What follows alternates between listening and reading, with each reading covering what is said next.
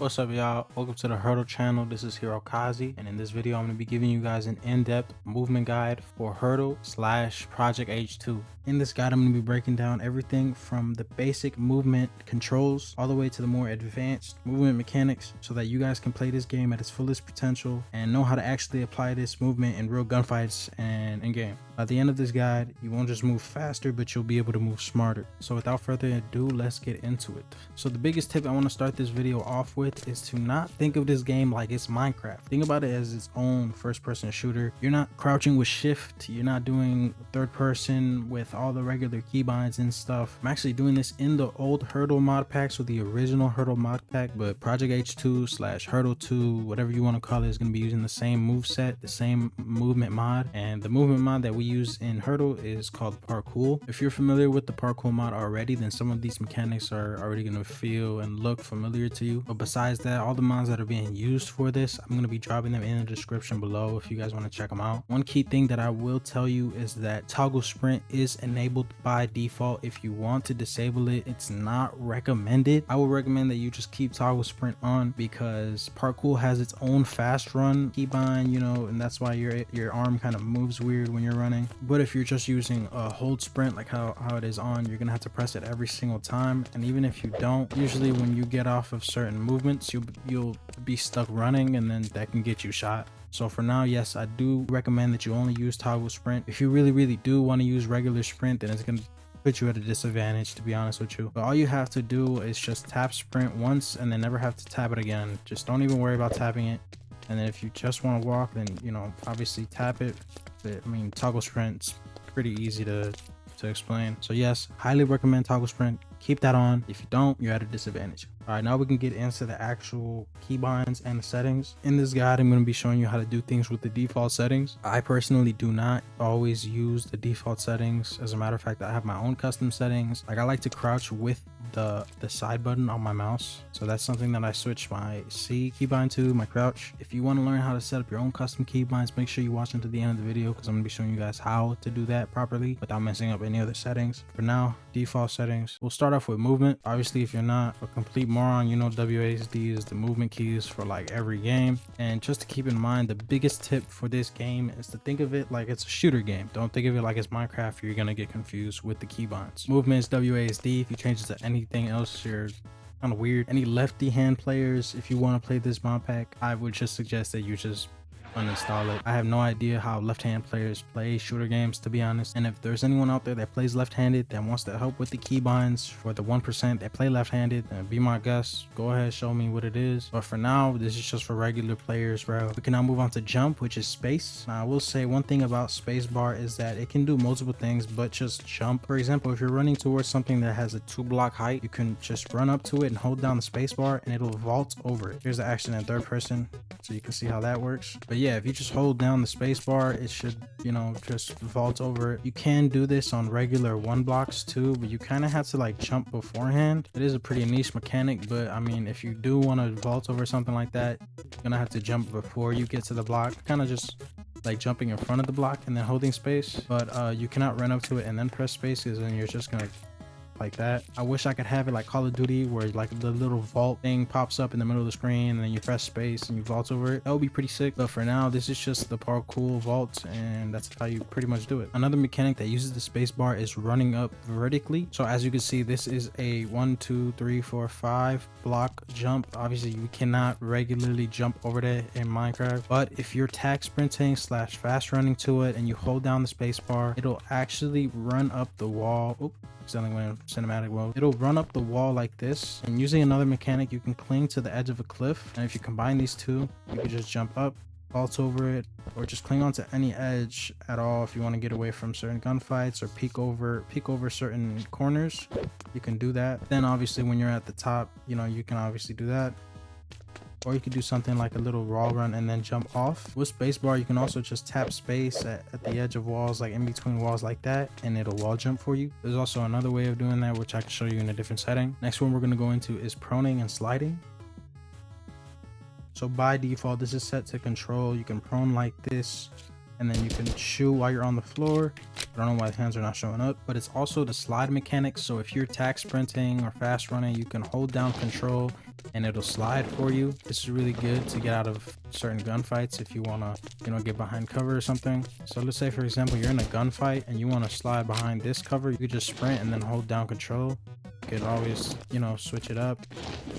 You could just kind of swap between spots. Really fun to experiment with.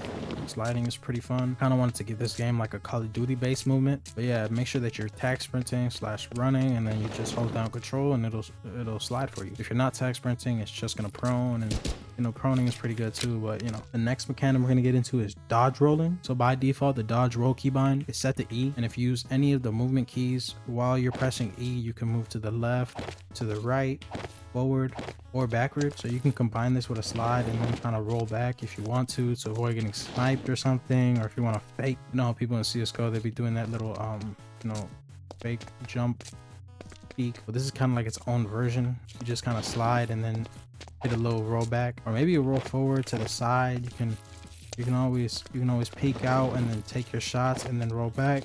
It's really however you want to use this mechanic for. Another mechanic that uses the crouch button is cat leaping. So if you tag sprint and just tap your crouch button, you can do this little high jump that sends you launching. And you can mix this with any type of wall jump, or you can cat leap and then slide, which is pretty sick. Like hit a cat leap, slide, and then do a roll. But yeah, another useful mechanic, cat leaping. Make sure you get that down. The next mechanic I want to go to is cling to edge. So by default, this is set to middle mouse button. You can change this to whatever you want, whatever feels more comfortable. I just thought that middle mouse button made a lot more sense since a lot of the main keys were being used. Like I showed you on this previous wall, you hit that wall run by hitting space while tag sprinting, and then at the edge of any block you could just hold down middle mouse button and it'll cling to any edge. You could do this looking to the left or to the right or completely all the way around. It doesn't have to be long walls, it can be short walls. You can kind of use this in a fashion where you're clinging on the edge of a block and then you're kind of just like your head glitching. But yeah, hanging on to any type of edge using the middle mouse button or whatever you set it to, really useful. Obviously, to shoot is left click. Not much that has to be said about that. And I know that melee shows up as a V right here, but in Project H2 it's not going to be that way. The only reason why I put it up here on the board for the last hurdle was because it uses the gun mod. And if I give you an example of this, pressing V with the AK in my hand, it'll do a little melee, but it doesn't have any reach at all, to be honest. You have to be really close to your opponent to do that, and it's honestly a risk. You might as well just hit them. And on certain guns like the AK, you can put a knife at the end of the gun, which is pretty sick. You just kind of melee with the knife instead, and it does some damage. But like I said, there's not going to be melee in Project H2. But what I will say is there are going to be melee weapons like karambits and regular knives that you can use to hit people with, but just not the one that the gun mod uses. For now, you can ignore that keybind. The next one we'll go into is wall run, and I showed you how to wall jump earlier, but wall running is completely different. If I go to a wall about this length and I run towards it holding Q, I can actually hit a little wall run and stay on the wall for much longer. This is pretty useful if you're on a long wall and you're wanting to shoot someone while you're running off. You could just do that. It is pretty limited though. Overall, it's a really good mechanic though that you can just kind of combine with your own creativity.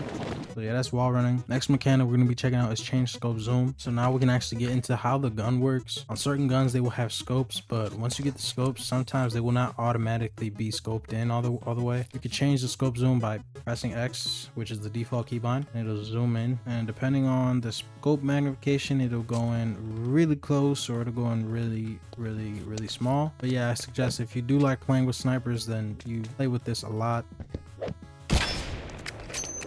You can kind of just hit your own clips and oh, that was nice. You can do stuff like run on the wall and then hit a little snipe. Now that you got that down, obviously aim down sights is right click, so we could just skip over that. And the next setting we can get into is toggle fire mode. If you're using an AR or an SMG of some sort, you can change the fire mode just by pressing G. And in the bottom right corner, you can see that it has multiple different modes. Not every gun is the same. As you can see, if it's on A, it's because it's automatic.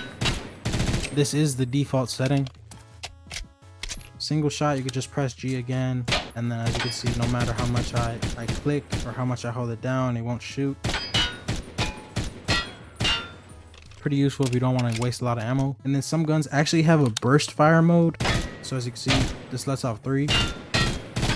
Using certain SMGs like the HK, it does have all 3 modes. You could switch it from auto, burst, or single fire, but the UMP does have auto and burst. And then I think the UMP actually has a 2 burst. So it does 1 2 1 2 1 2 1 2. So it's only automatic and burst. And so yeah, that's how you change the fire modes. Next setting is drop item. Obviously it's not really much to explain there. I mean, if you want to drop your item, you can just press F. To be honest, I don't really know what you would do that for, but yeah, F is to drop items. Now the inventory button has been moved to P.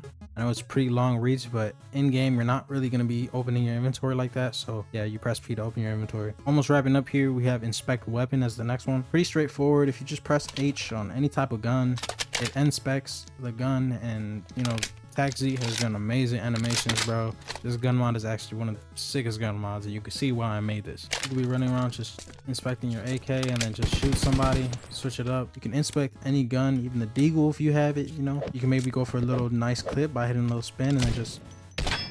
I aim is trashed out. Or you know what, maybe you have a deagle and you want to hit a little spin animation. Hit someone like that. But besides that, that's pretty much every setting from the default settings, and that's pretty much the end of this guide. Now we do have one more setting here, which is voice chat GUI. If you press B and go into settings, you can adjust your voice chat settings. I'm not going to tell you what it is to do. These are your settings, your mic, you know, adjust them to your liking. Another thing to take note of, we have a forced resource pack for the icons. So I mean, you can mute your mic, you can disable voice chat all you want, you can hide it, but either way, I'm actually talking right now. You just can't see the icon because we changed the texture of it so that it's transparent, so that way nobody can wall hack and see somebody talking through walls, or if they're in a group, you can't see the little group icon. Everything is made clear through the resource pack that is on the server. Now for those who made it to the end of this video to use their own custom settings, you know, you're wondering, oh my gosh, why is crouch C and why is slide control? Custom settings are a little bit tricky at times if you want to change certain settings, but for the most part it's pretty straightforward. If you want to change some settings that you just feel more comfortable using, for example, I said in the beginning of the video that I use the mouse side button to crouch usually, and I use C to actually prone. Project H2 is not gonna look anything like this. I am on the old Hurdle mod pack, just so y'all know. But the reason why I say it could be a little tricky is because there are a lot of keybinds here, and it could be a little overwhelming to say the least. But using Raw's visual keybinder, you could just click here and look at what buttons are being used or what keybinds. So like I said, for me,